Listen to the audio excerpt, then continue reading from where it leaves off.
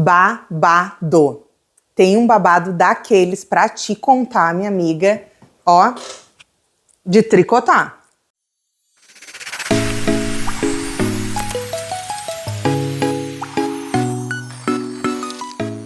Sabe aquela história bem cabeluda que acontece na assistência?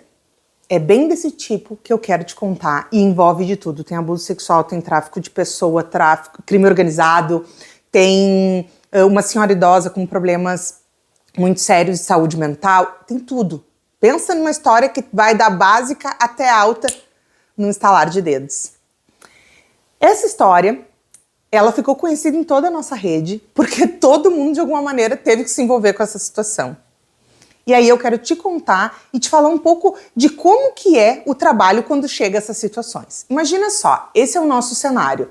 Estamos lá na proteção básica, atendendo uma família com demandas mais de organização da mãe, em relação à renda, a se organizar, mas era uma família que estava, vamos dizer assim, bastante organizada, era uma precaução da mãe, querendo melhorar cada vez mais, né, a condição dela de vida, e também porque ela tinha tido uma alteração na configuração familiar dela pela função de estar agora responsável pela mãe, que tem uma questão de uma doença mental, e era uma senhora idosa, e ela tinha então que ter mais essa preocupação.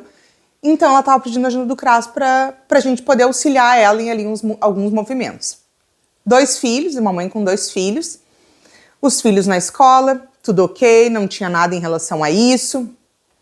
Até que um dia a unidade de saúde nos procura dizendo: precisamos conversar com vocês, precisamos de ajuda, pois recebemos uma denúncia de abuso sexual contra uma criança. Quem trouxe a criança foi a avó materna. Ok, vamos escutar.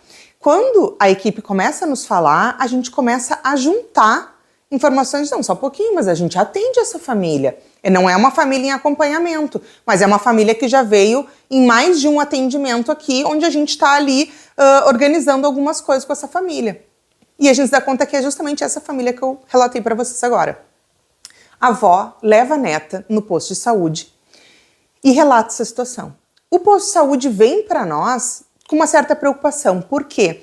Essa avó tinha uma questão de saúde mental importante. Muitas vezes ela sumia e ficava um tempo desaparecida, porque ela acabava saindo de casa e, enfim, não tinha quem pudesse deter, vamos dizer, ela em casa, porque essa mãe era o único adulto responsável na família que pudesse ficar com essa avó, né, no caso a mãe dela, e ela precisava trabalhar, então não tinha como ela passar o dia cuidando dessa senhora. E essa senhora, quando tinha alguma confusão mental mais séria, sumia e se perdia. E às vezes ficava dias e semanas fora. Então se tinha aí uma dúvida em relação a isso também, porque a gente não sabia se isso fazia parte, talvez, de uma crise que ela pudesse estar tendo, algum surto, ou se isso era realmente um relato fiel. Apesar da menina estar ali, de certa forma, corroborando o relato da avó, a gente sabe que não dá pra gente levar dessa maneira o relato de uma criança em relação ao abuso, né? É mais delicado que isso.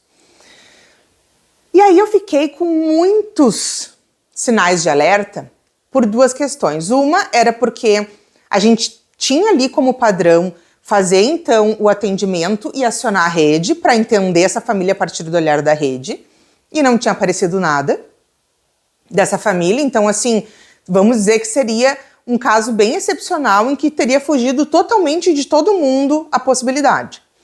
E outra coisa, que essa sim me deixou com um sinal de alerta muito mais aguçado, é porque a técnica não tinha percebido nada, nenhum sinal. E eu vou dizer por quê. Essa técnica, ó, maravilhosa, ela tinha um olhar muito habilidoso justamente para a violência contra a criança. Então, me espantou porque ela já tinha feito atendimentos com as crianças junto. Então me espantou muito que fugisse totalmente do radar dela e que ela não ficasse nem com uma pulguinha atrás da orelha, porque ela era muito certeira na visão dela em relação a isso. Então a primeira coisa que eu fiquei é uma avó com questões sérias, onde pode ter ali estar no momento de surto. Outra coisa é uma técnica extremamente habilidosa para identificar esse tipo de situação, não percebeu nada. Essas 2 coisas, daí eu, peraí, acho que deve ter alguma coisa a mais. Vamos olhar melhor para isso antes da gente tomar alguma atitude. Ao falar com a mãe, que a gente fez isso obviamente de imediato, porque se tem uma criança ali em situação de risco, tu não vai ficar esperando, semana que vem, vai para o agendamento. Não, se precisar fazer desmarcar qualquer coisa, a gente vai desmarcar para atender essa mãe. E aí quando a gente atende a mãe, a gente começa a conversar com ela, ela diz que não, que isso nunca aconteceu, que ela não acredita que isso tenha acontecido, que a filha nunca trouxe nada disso, que os irmãos têm uma relação muito tranquila, muito comum de irmãos. Então que o irmão é muito protetivo, inclusive com a irmã, que ela não via nada. E a gente também não tinha nada da rede, a gente não tinha nada de nenhum lugar para dar uma base para aquela denúncia, sabe? Mas vamos conversar com essa criança, vamos ver o que aconteceu. Só que a criança desmente e diz não aconteceu nada. Só que só o fato dela dizer que não aconteceu não significa que não tenha acontecido. Porque a gente sabe que ao escutar crianças vítimas de abuso, principalmente quando o abusador está dentro da família, é muito comum ela voltar atrás. É muito comum o relato dela mudar. E isso faz parte, e a gente, enquanto profissionais que vamos escutar essa criança, a gente não pode condenar esse tipo de comportamento como sendo uma criança que não é confiável, entende? Então, isso é um outro ponto, não é porque ela mudou de ideia que não tivesse acontecido. Porém, a gente não tinha outros elementos que nos trouxessem uma segurança de que de fato tinha ocorrido. Até porque essa avó, ela tinha chego nessa família agora. Ela era uma avó que não existia nessa família. Então, ela também não tinha um vínculo com essas crianças e daqui a pouco surgiu o vínculo e já surge essa intimidade capaz de trazer um relato dessa magnitude, dessa gravidade que não foi para a mãe, enfim. E aí a gente começou a tentar olhar um pouco mais e entendemos que a vinda dessa avó para esse núcleo familiar foi da seguinte maneira. Houve um processo que, por conta das condições de saúde mental dessa avó, o Estado entendeu que ela precisava ter algum cuidado por parte dos seus familiares. E me parece que não conseguiram localizar os filhos. E a única filha que foi localizada foi ela, então esta filha é que fica com a responsabilidade. Porém, o que ela nos diz? Eu não conheço essa senhora. Mesmo ela sendo minha mãe, eu não a conheço, porque eu vi ela a última vez quando eu era criança, e aí agora eu fui obrigada a recebê-la na minha casa e fazer os cuidados dela, porque senão me ameaçaram de que eu seria, réu num processo. E ela, com muito medo, disse, eu não quero ter nenhum problema com a justiça, então eu vou fazer o que me mandam. E aí, quando a gente foi um pouquinho mais adiante nessa história, o que a gente viu? Que essa mulher tinha sido vendida. Esta senhora, que parecia estar desprotegida e precisando que os filhos a acolhessem, e que de fato, acredito sim que ela estava desprotegida de uma questão de saúde mental importante, mas a vinda dela para esse núcleo familiar não era uma proteção. Já tinha se tornado um sofrimento para aquela família. E agora, agravado ainda por toda essa situação de um suposto abuso sexual. Quando a gente começa a entender essa história, a gente entende que então esta mulher é vendida pela própria mãe para uma casa de família para que ela trabalhasse em troca de receber comida. Era isso. Bom, lá ela fica sendo explorada, ainda quando criança, com trabalho infantil, cresce, consegue sair dessa casa e se tornar independente. Tem lá suas relações, tem esses 2 filhos, está bem organizada e está com esses filhos, e recebe então esse pedido. Só que ela também não tem contato com nenhum irmão. E aí a gente começa a dizer, mas tu não vê nenhum? Ela disse, não, eu até fiz contato com um irmão, mas faz muitos anos e nenhum de nós quer contato. Pois bem, a gente tentou e conseguiu o contato de 2 irmãos.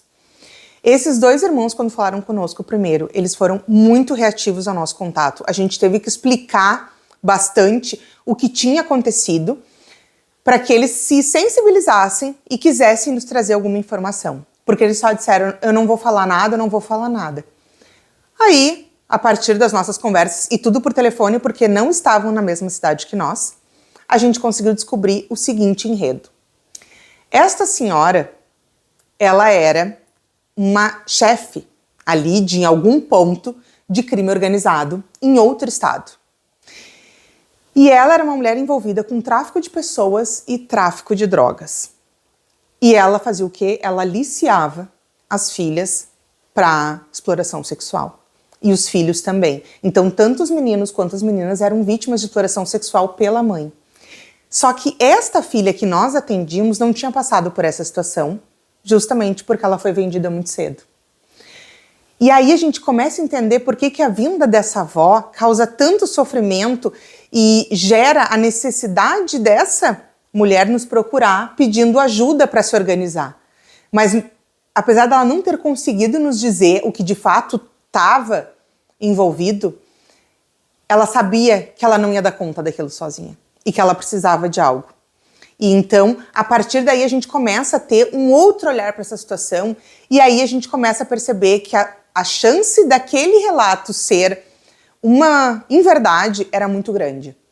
E aí a gente, então, começa a fazer todos os procedimentos de acionar vários espaços. Dentre eles, a gente aciona um espaço dentro ainda da assistência social de acolhimento para esta senhora, visto que não tinha condições dela retornar para a casa dessa filha. Então a gente vê um acolhimento para ela e ela, deste acolhimento, foge. E quando ela foge, ela junta lençóis uns nos outros, joga pela janela e se joga pelos lençóis e cai, se machuca. E aí ela precisa, então, ir ser hospitalizada por conta de que se machucou gravemente uma perna e tal. Então, olha como vai tendo várias camadas e várias coisas, e aí já está acionada a proteção básica, a proteção especial de média e de alta complexidade. Num caso que a gente tinha alguns atendimentos e que, num estalar de dedos, mudou radicalmente tudo. E a gente ali tendo que tomar decisões sobre formalizar uma situação de denúncia de uma mãe que dizia que não tinha acontecido, de uma avó que dizia que tinha acontecido, de um histórico familiar de uma avó que a gente não tinha a menor ideia. Então eram muitas camadas daquela situação.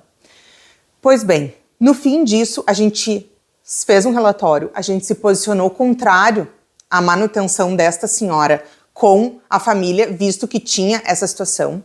O filho ficou se sentindo muito mal pela irmã ter em algum momento confirmado o relato da avó e ele pede para sair de casa e vai morar com os tios porque não se sente confortável de estar no mesmo lugar que a irmã.